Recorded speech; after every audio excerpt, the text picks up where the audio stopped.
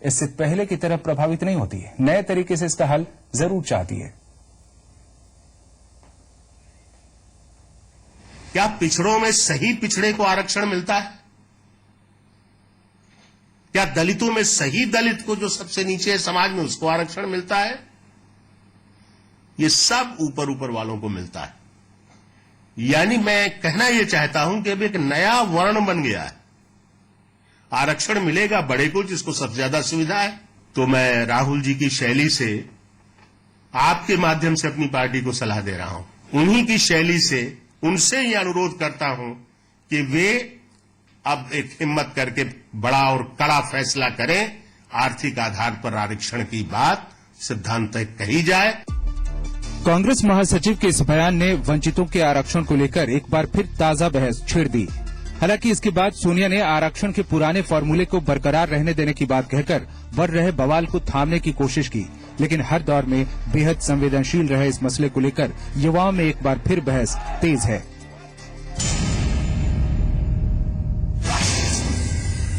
जो नीचे वर्ग के लोग हैं उनके लिए तो आरक्षण बहुत जरूरी है। ऊंचे वर्ग वाले हर जगह बड़ी बड़ी पोस्ट पर रहते हैं, इसीलिए नीचे वर्ग को आगे बढ़ाने के लिए आरक्षण तो जरूरी ही है। उसमें भी उस वर्ग को दीजिए ना जिसे जरूरत है। आप किसे दे रहे हैं? जैसे मीरा कुमार है, अब मीरा कुमार कितनी बड़ी लीडर है, अब उनके बच्चे को आरक्षण की जरूरत क्या है? और जो मेन दलित वर्ग है उनको तो आरक्षण का पता ही नहीं है। आप गांव में जाके देखिए, आज भी उनकी हालत वही है। दरअसल आजादी के बाद के 60 दशकों में भारतीय राजनीति ने इतनी तेज प्रकृति का बदलाव नहीं देखा जो पिछले 2-3 सालों में देखा, और खास तौर पर इसमें हमारी युवा होती नई पौध, नए वोटर्स और उनके रुझान की बड़ी भूमिका है। कई मुद्दों पर अपने आधुनिक, क्रांतिकारी और ज्यादा व्यावहारिक विचार रखने वाला आज का युवा आरक्षण के मुद्दे पर भी कहीं ज्यादा परिपक्व दिखता है। वो 89-90 के वक्त की जुनून के हद तक आक्रोशित, हताश और आत्मघाती कदम उठाने वाली पीढ़ी से बिल्कुल अलग दिखती है।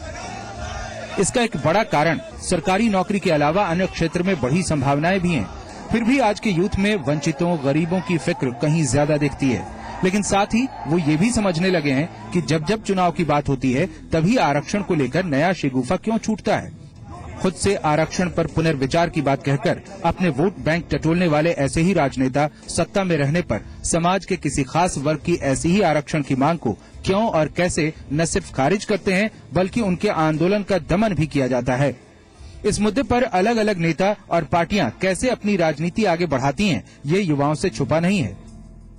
एक बार फिर आरक्षण का मुद्दा चर्चा में है और लगभग सभी राजनीतिक दल कुछ डायरेक्टली कुछ इनडायरेक्टली आर्थिक आधार पर आरक्षण को लेकर अपने अपने मैनिफेस्टो में बातें कहते रहे हैं। उत्तर प्रदेश में या राष्ट्रीय स्तर पर बहुजन समाज पार्टी की नेता मायावती ने कह रखा था कि आर्थिक रूप से जो पिछड़े हैं अगड़ी जात के लोग, उनको भी आरक्षण मिलना चाहिए। कांग्रेस पार्टी के भी मैनिफेस्टो में था। 5 साल कांग्रेस की सरकार रही है। इस मुद्दे को लेके कोई गंभीर पहल क्यों नहीं हुई कांग्रेस पार्टी की तरफ से? नहीं, इसमें यही था कि विकल्प को तलाशेंगे और उसपे जो हमारे राष्ट्रीय अध्यक्ष कांग्रेस प्रेसिडेंट, उनके बयान को अगर पढ़ें, उसी में लिखा है कि डेलिब्रेशंस आर ऑन, उसपे चर्चा चल रही है। दूसरी तरफ अब आरक्षण की मांग को लेकर समाज के कई वर्ग उठ खड़े हुए हैं और हालत ये है कि ऐसी मांगों और इसके लिए विरोध प्रदर्शनों और आंदोलनों का सिलसिला कब और कैसे थमेगा कोई नहीं जानता। हाँ, आज का युवा इतना जरूर जानता है कि समाज की ऐसी हालत के पीछे कौन से लोग जिम्मेदार हैं। ऐसे में नई पीढ़ी को ये साफ लगने लगा है कि आरक्षण पार्टियों का एक ऐसा हथियार बन गया है जिसे कब और कैसे भुनाना है वो अच्छी तरह जानते हैं और इसके मोहरा बनते हैं आम लोग। आज का युवा ऐसी राजनीति से छुटकारा चाहता है। वो चाहता है कि समाज के वंचित तबके को ऊपर लाया जाए, लेकिन उन्हें इसका एकमात्र रास्ता आरक्षण नहीं लगता।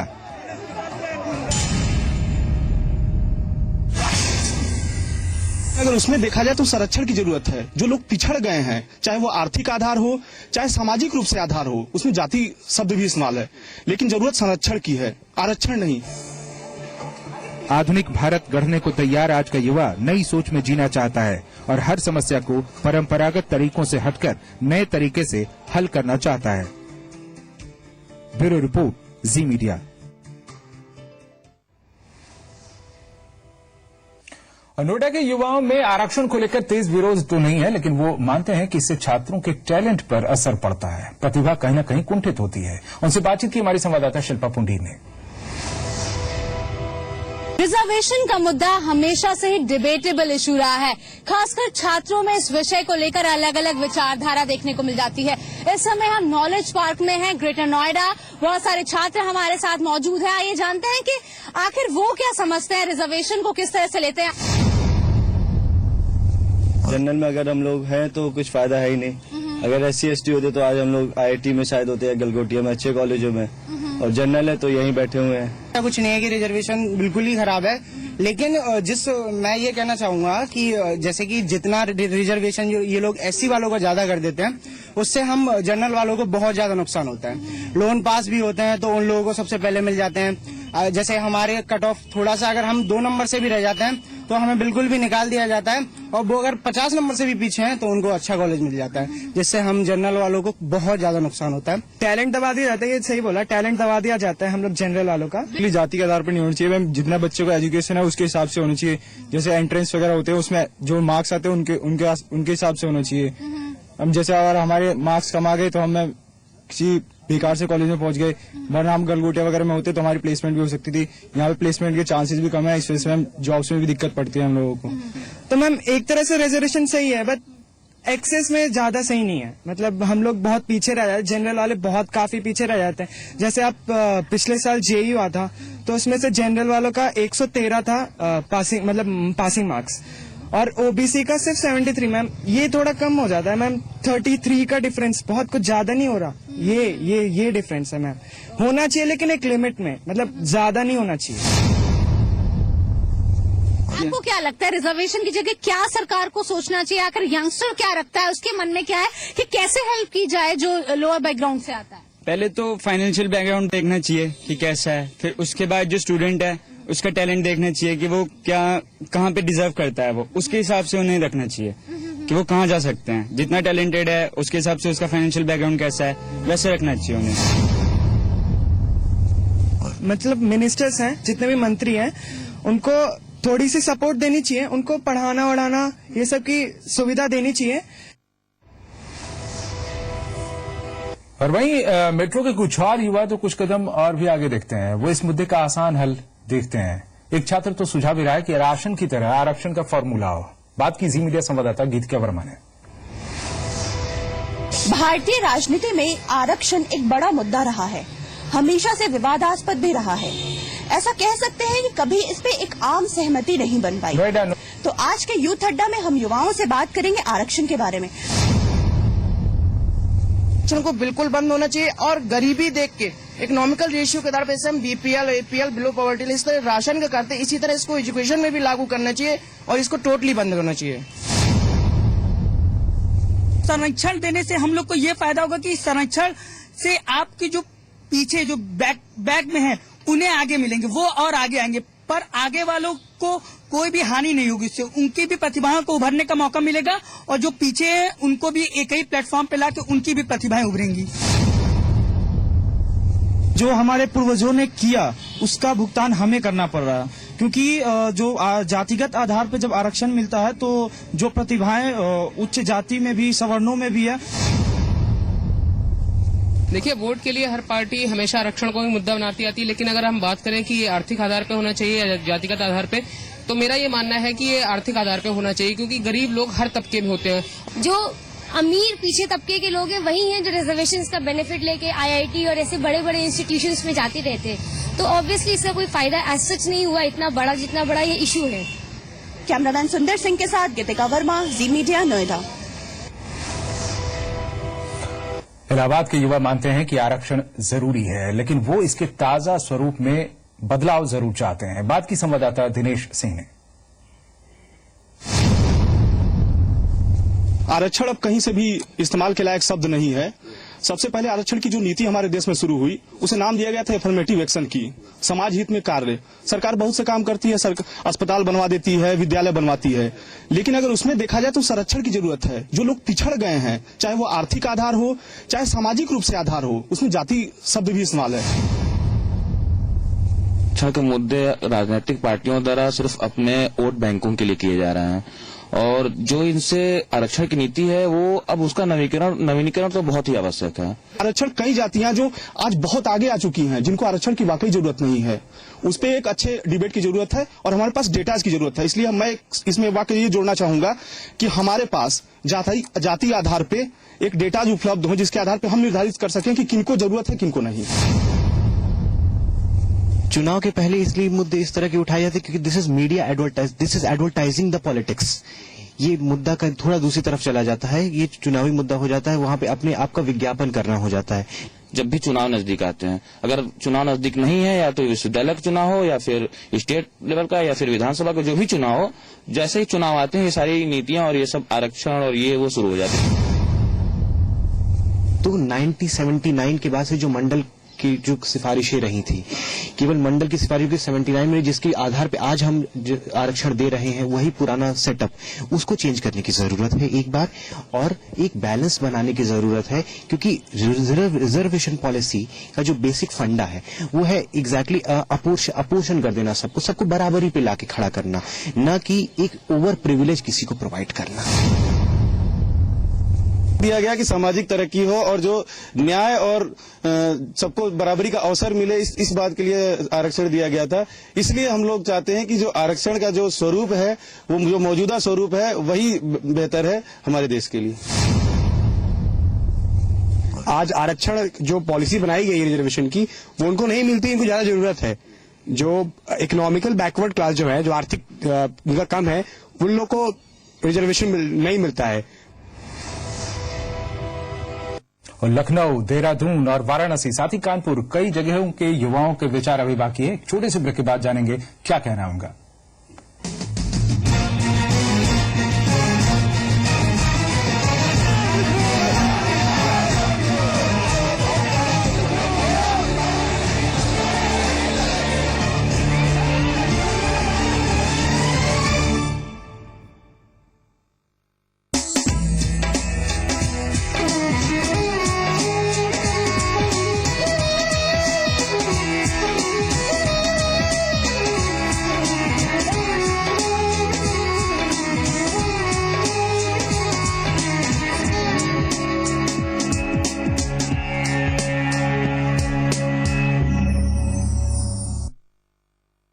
एक पेड़ है, शाखाएं कई हैं। कुछ लोग ये जानते हैं कि लकड़ियां टूटे तभी उनके चूल्हे में आग जलती है।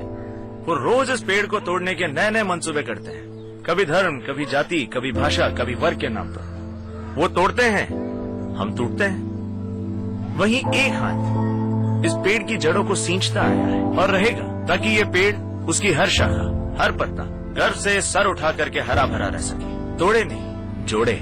मैं श्रवण गिरी, राहुल गांधी जी की इस एक सूत्र में जोड़ती विचारधारा से जुड़ा एक कांग्रेस कार्यकर्ता।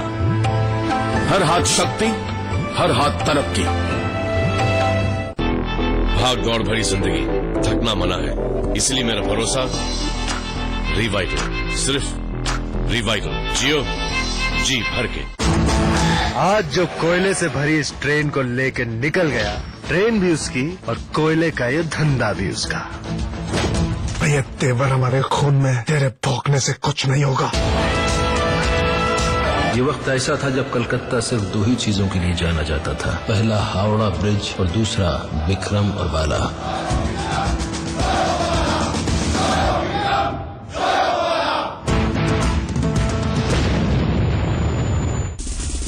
हमारे धंधे में गलती की सिर्फ एक सजा होती है, पर मेरा काम तो प्यार से होता है, हथियार से नहीं। X plus presents world television premiere Besharam, आज रात 9 बजे जी सिनेमा पर। हर समझदार इलेक्ट्रिशियन का एक ही असरदार partner, KEI, wires and cables का स्पेशलिस्ट। शादी सीजन यानी मेहंदी, संगीत, फेरे, रिसेप्शन, विदाई, 5 फंक्शंस की तैयारी अब रेडी सिर्फ 5 रुपए में। फेयर एंड लवली का स्पेशल मिनी पैक जो दे सिर्फ 5 रुपए में हमारा बेस्ट एवर निखार। अब 5 रुपए में रोज रेडी। मेरे सीने में दिल नहीं दोस्त, जिगर है जिगर। Max blast present world television premiere Besharam आज रात 9 बजे जी सिनेमा पर। अपने प्रदेश और उसके गौरव की बात हो तो सबकी जुबान पर सिर्फ जी उत्तर प्रदेश उत्तराखंड, प्रदेश का नंबर 1 न्यूज चैनल। जी उत्तर प्रदेश उत्तराखंड, अपना प्रदेश अपना देश।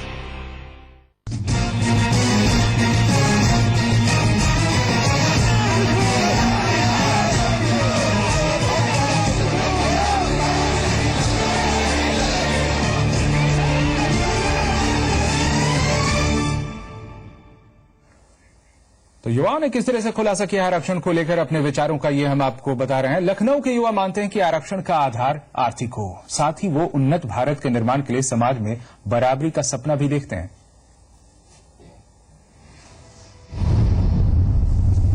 क्योंकि जो बिरादरी आज की ऑलरेडी फॉरवर्ड थी वो आगे बढ़ती चली जा रही है, उसके अंदर बैकवर्ड भी शामिल है, SC ST भी शामिल है। उनमें से कुछ ऐसे वर्ग को क्रीमी लेयर से हटा कर उनको बाहर रखना चाहिए। जो एक्चुअल उसका लाभ लेने वाला है वो आज की तारीख वंचित हो रहा है।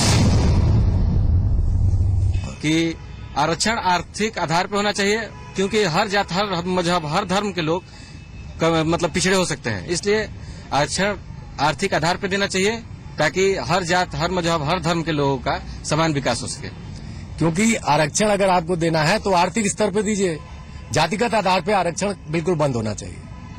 क्योंकि आरक्षण का मेन मुद्दा होता है उन गरीब लोगों से जिसके पास रहने के लिए घर नहीं हो, खाने के लिए कपड़ा नहीं हो, उनके बच्चे पढ़ नहीं सकते हैं, उन लोगों के पास एडमिशन कराने के लिए पैसा ना हो, उसके लिए आरक्षण चाहिए। चाहे वो ये नहीं कि वो किसी कास्ट के थ्रू हो, शेड्यूल कास्ट हो, चाहे जनरल हो, चाहे कोई भी हो, आज ठाकुर पंडित जाए, जो भी बिरादरी हो, जो भाई मतलब कमजोर हैं, मतलब निर्धन है, चाहे उनके पास पढ़ने के लिए पैसा नहीं है, चाहे और सभी आवश्यकताओं की पूर्ति के लिए पैसे नहीं है, उसके लिए आरक्षण चाहिए। ये कि जाति विशेष के लिए नहीं होना चाहिए। वो आर्थिक रूप से कमजोर हैं, जिनके पास जो है उतने संसाधन नहीं है कि जो है वो अपने आप को जो है कहीं पे भी प्रमोट कर पाए या कुछ इस तरीके का कर पाए कि जो है उसके लिए कुछ हो। आरक्षण का मतलब ये होना चाहिए कि जो है हमें आर्थिक स्थिति से गरीब लोगों को सुदृढ़ करना है और जो ऊपर वाले हैं उनके लेवल में लाना है, तभी हम जो है आज एक उन्नत भारत का निर्माण कर पाएंगे।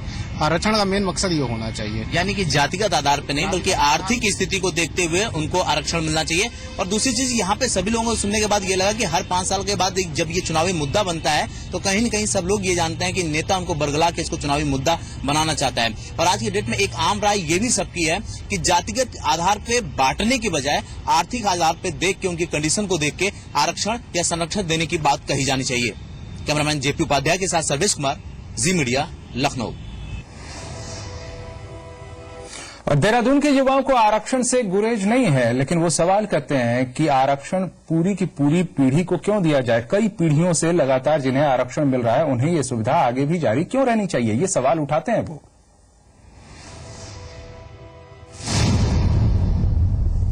न्यूज में सुना ही होगा, जनार्दन द्विवेदी जी ने बोला था, कांग्रेस के बहुत बड़े नेता हैं, उन्होंने बहुत सही बोला था कि जो आरक्षण है वो जाति के आधार पे नहीं होना चाहिए। ऐसी बात थोड़ी ना है, जनरल में भी तो गरीब होते हैं और उनकी तरफ कोई ध्यान नहीं देता है। आजकल जिसे देखिए सबको दलितों के वोट चाहिए।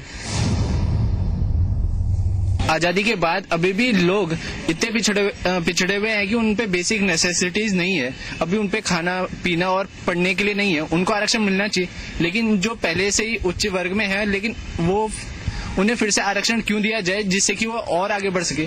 अब उन्होंने आरक्षण का फायदा उठाया, चलो उठा लिया। अब जो उनके बच्चे हैं, उनके पोते हैं, उनके लिए आरक्षण एक तरीके से खत्म हो जाना चाहिए, क्योंकि वो अपने बच्चे, जो उनके बच्चे हैं वो अपने, उनके पास इतना कुछ पैसा है, पूरी मतलब अपनी सारी सुविधाएं पूरी कर सकते हैं, अच्छा पढ़ सकते हैं, यानी फाइट कर सकते हैं। और अगर आरक्षण आप रखना चाहते हैं तो जो गरीब वर्ग है, जो जिनको मतलब सबसे ज्यादा जरूरत है आरक्षण की, उन्हें देना चाहिए। दलित वर्ग का कितना उत्थान हुआ और कि इसका फायदा किसे मिल पा रहा है, हमें इसकी समीक्षा की जरूरत है और इस पे एक लंबी बहस होनी चाहिए और इसका निष्कर्ष निकलना चाहिए और नए आरक्षण की एक समीक्षा होनी चाहिए। और वाराणसी के युवाओं से बात की हमारे संवाददाता अमित सिंह ने, क्या कहना है उनका, ये सुनिए।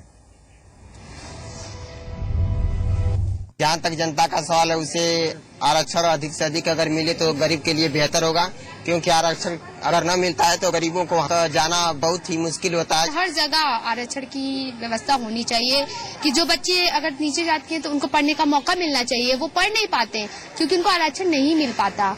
कुछ बड़े लोग तो घुस दे के अपना नाम लिखवा लेते, लेकिन छोटे लोग नहीं लिखवा पाते। देखना चाहिए कि कौन गरीब है कौन अमीर, उसके हिसाब से आरक्षण देना चाहिए। ये नहीं कि उसको कास्ट के हिसाब से आरक्षण दे दिया जाए। आरक्षण निश्चित तौर पे देखा जाए अगर तो जातिवाद को हटा के आरक्षण को लागू करना चाहिए और गरीबी और महंगाई को दूर करने के लिए सभी वर्गों के लिए लागू करना चाहिए। हर वर्ग में गरीब तो मिलते ही है, चाहे वो एसी हो, चाहे एसटी हो, चाहे सामान्य हो। तो ऐसा है कि सरकार को सबको साथ में लेकर चलना चाहिए। और कानपुर के युवाओं से बातचीत की हमारे कानपुर संवाददाता ब्रजेश श्रीवास्तव ने। समाज में पिछड़े और वंचितों को बराबरी का अधिकार देने के लिए आरक्षण की वकालत की गई थी, लेकिन ये आरक्षण समाज में लोगों को कितना बराबरी के पायदान पर ला खड़ा कर पाया, ये तो बहस का विषय है। हम इनसे जानते हैं कि क्या वाकई में आरक्षण की जरूरत है या फिर है तो किस तरह के आरक्षण की। संरक्षण ज्यादा जरूरी है। आरक्षण से बढ़िया तो संरक्षण है, क्योंकि अगर कोई पढ़ना चाहता है और उसके पास पैसा नहीं है और अगर वो जनरल श्रेणी में आता है तो उसको ये सब मौके नहीं मिल पाते। संरक्षण जरूरी है, आरक्षण इतना ज्यादा नहीं जरूरी है क्योंकि वो बांट देता है युवाओं को। मेरे हिसाब से संरक्षण बहुत ज्यादा जरूरी है, आरक्षण नहीं होना चाहिए। आरक्षण अगर दे भी तो हर चीज को देख के दे कि वो उसका यूटिलाइज हो रहा है कि नहीं हो रहा है प्रॉपर्ली। जिनके पास पैसा नहीं है उन्हें मतलब फ्री कर दीजिए फॉर्म, वो ठीक है, लेकिन किसी भी बेस पे आरक्षण नहीं होना चाहिए। कोई इंसान मेरे साथ वाला है, वो आर्थिक मजबूर है, उसको देखें कि वो आर्थिक में मजबूर है, उसको उतनी फैसिलिटी दे कि वो उस चीज में आगे बढ़ सके। बहुत ज्यादा करते हैं वो तो इस बेसिस पे वोट बैंक के लिए तो कुछ भी करने को तैयार होते हैं, तो आरक्षण क्या चीज है। तो भले ही नेताओं की राय कुछ भी हो, लेकिन युवा यही चाहता है कि हमें आरक्षण के नाम पर मत बांटो। कैमरामैन पीयूष कुमार के साथ ब्रजेश श्रीवास्तव, जी मीडिया। और इसके साथ ही बात करते हैं पूर्वांचल के लोगों की। वहां गोरखपुर के कुछ युवाओं से बातचीत की हमारा संवाददाता ने। क्या कहना है उनका, ये सुनते हैं। आज के युग में आरक्षण अगर न रहे तो कुछ लोगों के अंदर भेदभाव आज भी रहेंगे। आरक्षण का ही देने की आज भेदभाव नहीं है और सभी लोग एक समान जीवन जी रहे हैं। आरक्षण बहुत जरूरी है। ऊंचे वर्ग वाले हर जगह बड़ी बड़ी पोस्ट पर रहते हैं, इसीलिए नीचे वर्ग को आगे बढ़ाने के लिए आरक्षण तो जरूरी ही है।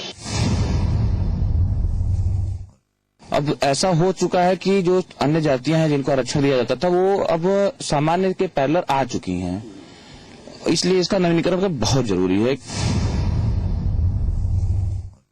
कुछ लोगों ने इसका फायदा ले लिया, तो उन्हीं के जो बच्चे हैं और उन्हीं की जो संतानें हैं वो अब इसका आरक्षण का फायदा ले पा रही हैं। और जो असली दलित है, असली पिछड़े वर्ग का है, जो रियली जिसको जरूरत है, उसको ये सुविधाएं नहीं मिल पा रही हैं। और वर्तमान परिवेश में शैक्षणिक व्यवस्थाओं की उत्तम व्यवस्थाएं हों, अच्छे स्कूल्स हो, अच्छी पढ़ाई और नौकरियों के संसाधन हो। आरक्षण का उतना महत्व न तो है और न आरक्षण के बारे में सरकारों को, राजनीतिक दलों को इतना प्रश्रय देना चाहिए। आज की यूथ अड्डा में फिलहाल इतना ही। बाकी खबरें आप देखते रहिए। नमस्कार।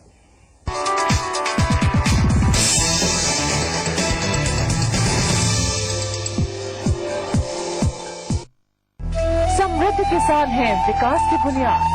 लहलहाते खेत बदल रहे हैं देश की तस्वीर। नई तकनीक, नई उम्मीद। महिंद्रा समृद्धि इंडिया एग्री अवार्ड्स 2014 रविवार शाम 5:30 बजे। सलाम कीजिए आली जनाब आए हैं, ये 5 सालों का देने हिसाब आए हैं। सलाम कीजिए आली जनाब आए हैं।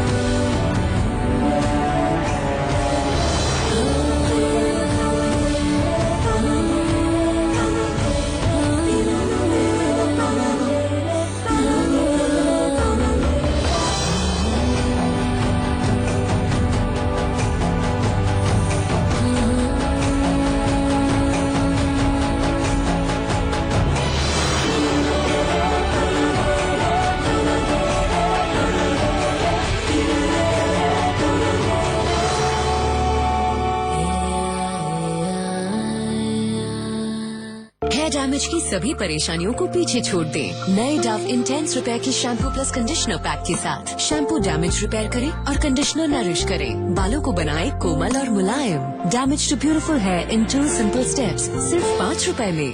2014 के सियासी महासमर में जमीन ही ना रहेगी हमारी तो विकास का हम कुछ नहीं करेंगे। यहाँ अपहरण उद्योग बन गया है, लूट उद्योग बन गया है। कैसा रहेगा उत्तर प्रदेश उत्तराखंड का मिजाज? पलायन मुक्त पीढ़ी देखना चाहते हैं जब सरोकार से दूर हो सरकार। यहाँ का लॉ एंड ऑर्डर पूरे उत्तर प्रदेश में खराब है। तो हम बनेंगे आपकी आवाज, रोज शाम 7:30 बजे सिर्फ जी उत्तर प्रदेश उत्तराखंड पर।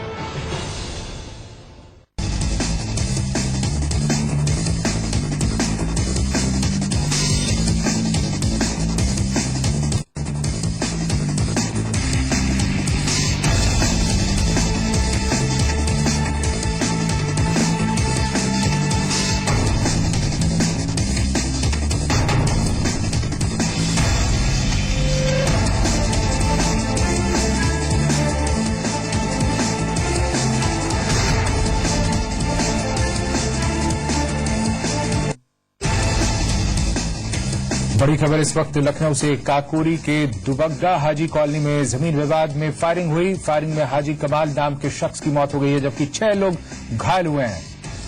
ये बड़ी खबर इस वक्त लखनऊ से, जहां काकोरी के दुबग्गा हाजी कॉलोनी में जमीन के विवाद में फायरिंग हुई है। इस फायरिंग में हाजी कमाल नाम के शख्स की मौत हो गई है, जबकि 6 लोग घायल भी हुए हैं। विवेक तिवारी हमारे संवाददाता हमारे साथ हैं। विवेक, अभी क्या स्थिति है? क्या किसी तरह का तनाव अब भी है या यहाँ पर अब शांति है? और ये विवाद इस तरीके से इतना क्यों बढ़ा कि इसमें हत्या की नौबत आ गई? 6 लोग घायल भी हैं। देखिए, प्लॉट को लेकर के ये विवाद था और जिसको लेकर के फायरिंग हुई है। 2 गाड़ियों में भर करके लोग आए थे और हाजी कमाल उस वक्त वहां पर मुआयना करने गए थे अपने बच्चों के साथ, अपने परिवार के साथ। हाजी कमाल सिद्दीकी समाजवादी पार्टी से जुड़े हुए हैं, प्रदेश कार्यकारिणी के वो मेंबर थे, जिनकी हत्या हुई है, जिनकी गोली लगने से मौत हुई। ताबड़तोड़ असलहे से फायरिंग की है बदमाशों ने और इसमें हाजी कमाल जिसकी मौत हो गई, उनके अलावा उनके 2 बेटे और भतीजे भी जख्मी हुए हैं, जिनका इलाज ट्रॉमा सेंटर में किया जा रहा है। ये प्लॉट को लेकर के विवाद था, लेकिन गोली किन लोगों ने चलाई है अभी पुलिस उसका खुलासा नहीं कर रही है। गाड़ियां मौके से बरामद हुई है, जिसके आधार पर पुलिस तफ्तीश कर रही है। आप बने रहिए हमारे साथ, हम सुनवाते हैं दर्शकों को इससे संबंधित क्या बयान और किस तरह के बयान आ रहे हैं। की मौत हुई है और 3 लोग इंजर्ड हैं, जिनका इलाज ट्रॉमा सेंटर में चल रहा है। क्या लग रहा है विवाद का कारण क्या था, क्यों गोली चल गई? जैसा प्रथम दृष्टया इन लोगों से बातचीत में आया है कि इस कॉलोनी में कोई प्लॉट था जिसकी रजिस्ट्री इन्होंने किसी रामनगर नैनीताल निवासी मोहम्मद असलम को की थी। 2 बाइक वहां बरामद हुई हैं और होंडा सिटी थी और स्कॉर्पियो, ये सब भागी हैं, लेकिन 2 बाइक बरामद की गई हैं, पुलिस ने बरामद की नहीं, सब भाग गए। 2 बाइकें सिर्फ बरामद हुई हैं। विवेक, क्या समय रहते इसे रोका जा सकता था और अब किस तरह की कैसी कार्रवाई कर रही है पुलिस? देखिए, पुलिस जो मोटरसाइकिल 2 बरामद हुई उसके आधार पर जिनके नाम पर एक गाड़ी है उनकी तलाश कर रही है। आसपास कई लोग हैं और अभी गिरफ्तारी कोई नहीं हुई है। वारदात करने अंजाम देने के बाद सारे अपराधी जो तकरीबन 2 दर्जन के आसपास थे वो वहां से फरार हो गए हैं। कुछ जानकारी हाजी कमाल सिद्दीकी के परिवार वालों ने पुलिस को दी है, जिसके आधार पर तफ्तीश को आगे बढ़ाया जा रहा है, गिरफ्तारी की कोशिशें की जा रही हैं। लेकिन जहां तक विवाद है वो एक प्लॉट की रजिस्ट्री को लेकर के है, जिसकी रजिस्ट्री किसी जिस व्यक्ति के नाम पे की थी, तो दूसरा का दावा था कि ये उसकी जमीन है। ये मूल रूप से विवाद था जिसको लेकर के आज ये घटना हुई।